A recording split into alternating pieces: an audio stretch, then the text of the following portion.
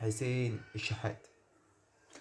حسين الشحات وملف التجديد بتاعه اللي بقى شاغل كل الأهلاوية، والموضوع مش عارف ليه كل يوم التاني يطلع لنا خبر جديد. المفاوضات مع حسين الشحات فشلت، او حسين الشحات طالب مش عارف 70 مليون ايه. حسين الشحات طالب يبقى فيها اولى، يبقى فيها تانية، يبقى فيها تالتة.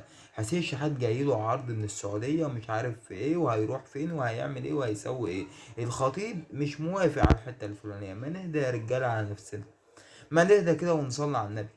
نهدى، احنا قلقانين ليه اصلا؟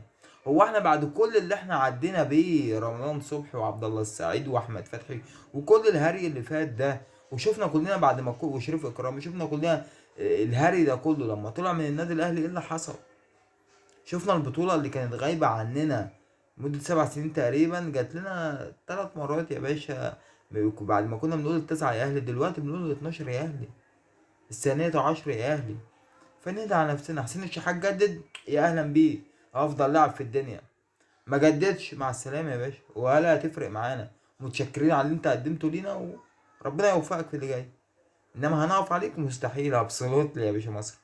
ما بنقفش احنا على لعيبه. فوالله يا عم حسين، جددت امين، ما جددتش براحتك برضه، انت حر، انت صاحب القرار.